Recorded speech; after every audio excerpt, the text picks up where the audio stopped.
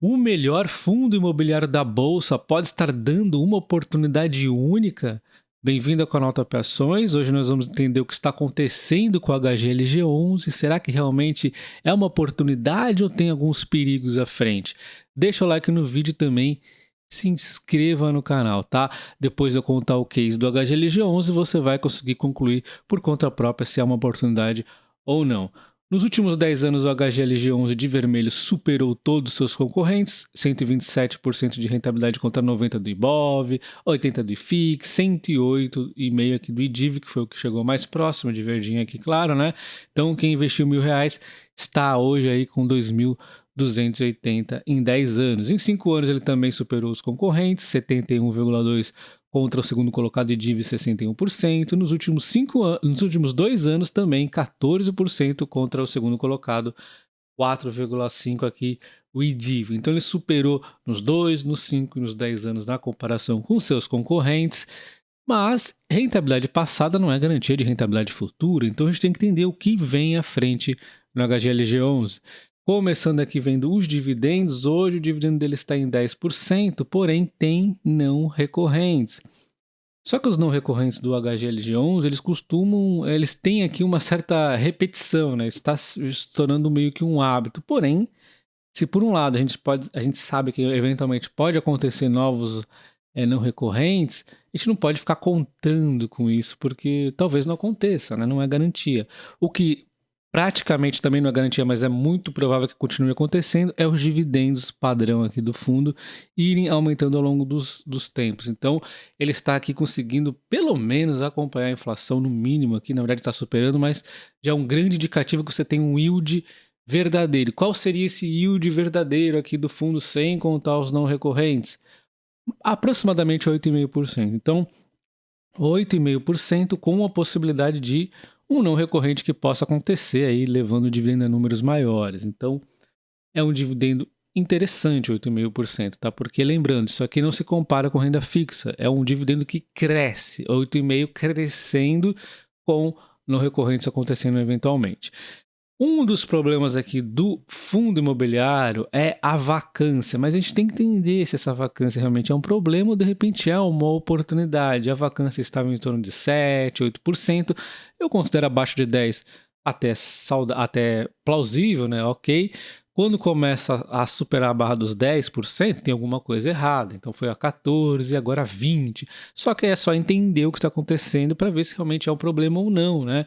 Então 20% realmente é uma vacância muito ruim, mas quando a gente entra nos detalhes do que aconteceu, tivemos a Americanas aqui largando o fundo, um dos fundos, e aí levando a vacância aqui, aumentando, né, a vacância, e também nós temos aqui uma nova entrega aqui, né, uma expansão que ela vem fazendo no G200 aqui, foi entregue e aí também leva uma vacância maior. Então, aqui está quase a grande maioria da explicação da vacância do fundo imobiliário. Então, essa vacância, ao invés de ser um risco, parece ser até uma oportunidade, porque não foi os clientes largando os imóveis porque são ruins, alguma coisa do tipo.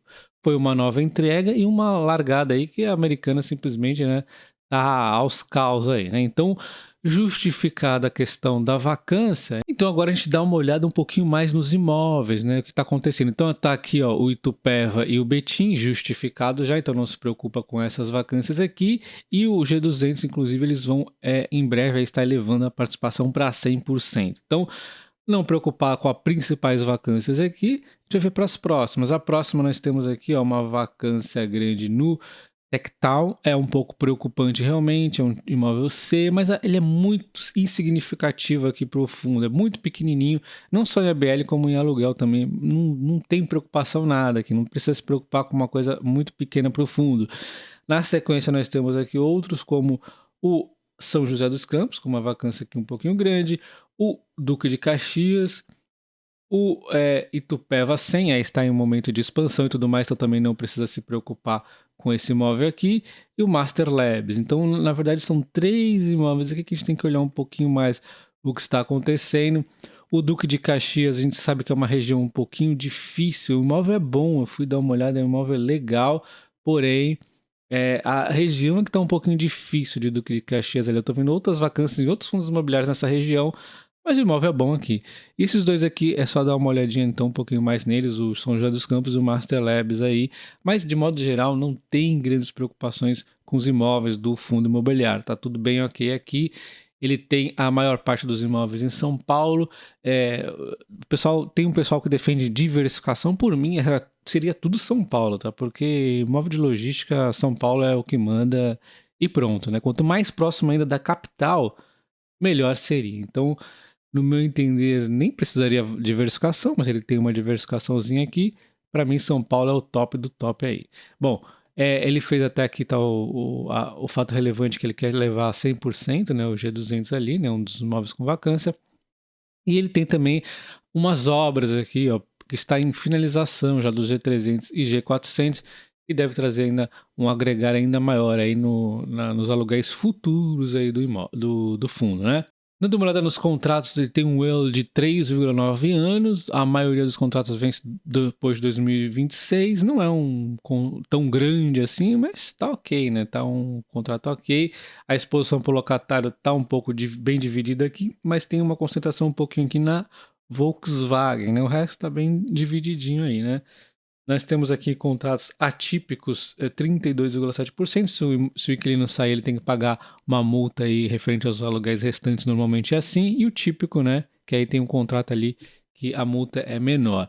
E aí nós temos aqui a classificação dos ativos. A maioria aqui, ó, é a AA ou AA. Então, grande maioria aqui no AA e AA. E temos um pouco aqui no A, no B e no C, né? Então, a maioria dos imóveis são de boa qualidade. Então nós já vimos a rentabilidade do HGLG11, é o top 1 aí nos últimos vários anos que nós vimos. Os dividendos está em 8,5 e vem crescendo. E se a gente contar os não recorrentes, chega a 10,1 e os não recorrentes está sendo cada vez mais recorrente aí, né? Nós vimos a vacância imóveis e inquilinos estoque, e inclusive a vacância pode até ser uma oportunidade do dividendo estar aqui, ó, aumentando, tá? Então a vacância eventualmente é uma oportunidade se a pessoa olhar com cautela, e parece ser nesse caso. Aí cada um toma a sua decisão, eu estou aqui comentando a minha opinião, né? Então a gente vai ver agora a alavancagem e a subscrição, aí os novos imóveis que estão entrando no fundo. Então, a gente tem aqui a alavancagem do fundo, está em 8%, o que é acima aí do normal, vamos assim dizer, né? Para um fundo imobiliário, eu acho muito, pelo menos na minha opinião, né? Eu gosto ali que não passe de uns 5%, talvez 6%. Enfim, 8% é a alavancagem, e aí a subscrição pode ajudar nesse ponto. Quando a gente observa o valor patrimonial do HGLG11, é o que deixa ele diferenciado de qualquer outro fundo imobiliário, um reloginho de crescer o valor patrimonial. Isso mostra como as subscrições deles foram bem feitas, as trocas de imóveis, um trabalho muito bem executado ao longo de vários anos aqui. Inclusive é o que diferencia já um fundo imobiliário de tijolo com um de papel, e ainda fica mais evidente no caso do HGLG11, um trabalho muito bem feito. É impossível você comparar um fundo imobiliário de tijolo com renda fixa ou fundo de papel, ainda mais quando se trata do HGLG11. O valor patrimonial dele está, o PVP está 1,06, ou seja, está acima ainda, mesmo nesse caos aí, nos fundos imobiliários ainda está um pouquinho acima, o que possibilitou ele fazer uma subscrição agora ainda dentro do valor patrimonial. Se ele fizesse abaixo, seria muito decepcionante. Essa é a regra de ouro que nenhum fundo imobiliário deve furar. Ele não fura, manda ali cravado no valor patrimonial, então ele não prejudica o acionista, o cotista atualmente, e dá uma possibilidade de quem quer entrar, não via subscrição necessariamente, mas normalmente quando a gente faz uma subscrição, principalmente fundos imobiliários, a tendência realmente é cair, chegar próximo ao valor da subscrição. Tem o pessoal que faz flipagem e tudo mais, então provavelmente teremos aqui uma promoçãozinha, né? Até porque a subscrição é muito grande, então é mais provável de acontecer quando a subscrição é tão grande como essa. Muitas pessoas entram para aproveitar a promoçãozinha no valor patrimonial de 1,